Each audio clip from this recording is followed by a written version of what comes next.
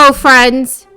Congress needs to come together and reach a deal very soon on a new bill, or else the federal government may temporarily shut down in just a few weeks. This shutdown could impact millions of Americans, especially seniors, Social Security, SSI, Sddi, RRB, and VA beneficiaries. Friends, remember that I'm here every day as your daily advocate, especially during this crisis.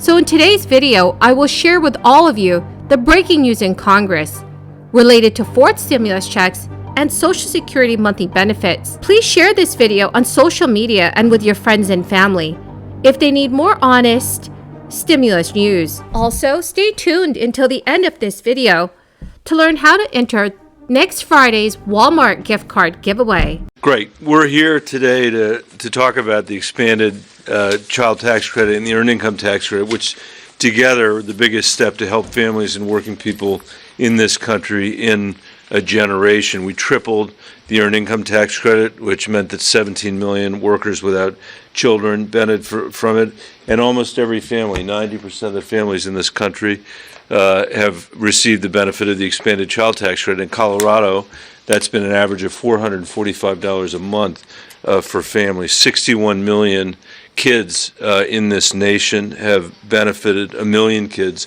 in Colorado. We've cut childhood poverty nearly in half in this country. We've cut hunger by 25% in the United States this year alone because of these tax policies. In my view, these are the most successful and most progressive social policies that have been passed by Congress in generations. And we've seen a substantial, as I said, substantial reduction in child poverty as a result. Families all over the country have said, for once, it's nice to see the government in Washington doing something for us. And as American families are facing higher and higher costs, facing inflation, the last thing we should be doing is cutting this child tax credit. In my view, the last thing we should be doing is doubling childhood poverty, increasing hunger in the United States by 25%. I've been around this place for long enough to see what... Alrighty, friends. So here is the breaking news. The House of Representatives has just voted to pass a short-term government funding bill to avert a government shutdown at the end of this week. Funding is currently set to expire on February 18th, which is just a couple of days from now. But the measure that the House approved would extend funding through March 11, 2022. The tally was 272 to 162.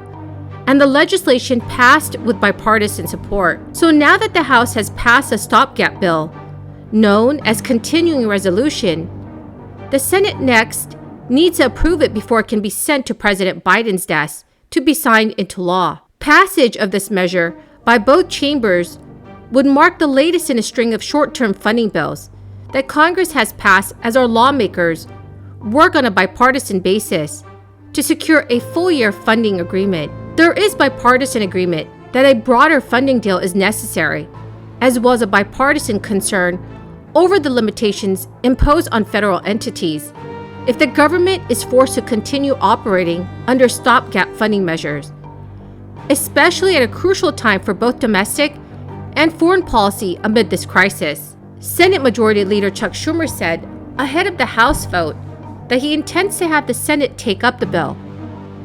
Friends, remember, it's very important that the Senate votes on the bill very soon, or else the federal government may temporarily shut down. According to Chuck Schumer, he stated, while negotiations on a full-year funding agreement continue, we will, in the meantime, avoid a pointless and costly government shutdown.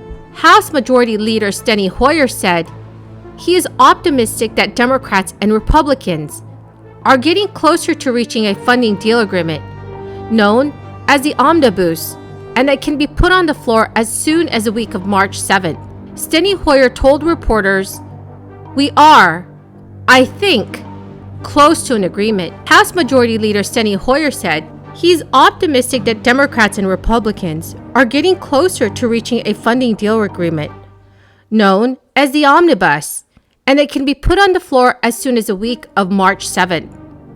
Steny Hoyer told reporters, "We are, I think, close to an agreement." House Appropriations Chairwoman Rosa DeLauro also said in a statement, introducing the stopgap bill, that our country needs a government funding. House Appropriations Chairwoman Rosa DeLauro also said, "Country needs a government funding agreement to create good-paying jobs, grow opportunity for the middle class, and protect our national security." Rosa DeLauro told reporters, "We are close to reaching a framework government funding agreement, but we will need additional time to complete the legislation in full." So friends, what are your thoughts on this? Do you think the Senate will meet the deadline? Please leave your thoughts in the comment section below. Friends, the keyword for this video is zebra. If you would like to enter this coming Friday's Walmart gift card giveaway, please click and like my videos. Comment below each keyword from each video that you watch, and please do make sure that you are subscribed to my channel. Thank you so much, friends. Progressive Democratic lawmakers strongly support another round of stimulus checks for Americans during this crisis. A group of progressives have already proposed legislation that would hand over recurring stimulus checks, also called guaranteed income, with monthly payments of up to $1,200 for adults and $600 for children. According to an official press release, the Support Act and the GPI Act is legislation designed to build a 21st century economy that is reflective of Americans' everyday needs. An official of guaranteed income programs in the Treasury Department would oversee the payments. The cash would go to U.S. residents age 18 and older and to parents of underage dependents. The process would involve a $2.5 billion grant fund that would initially be used in pilot programs across the U.S. The federal government would then put in place a national guaranteed income program, following a review of these findings. But the sad news, friends, is that not every American would qualify to receive this extra money.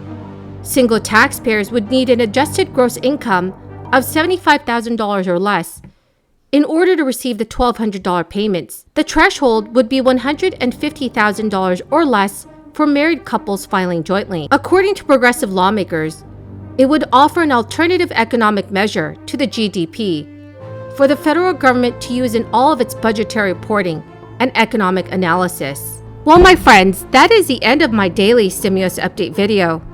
Thank you once again for joining me here this evening. I greatly appreciate all of you. Please do me a favor and share this video with your friends and family if they need more reliable and accurate stimulus news information. Thank you so much, friends, and have a wonderful and blessed Sunday.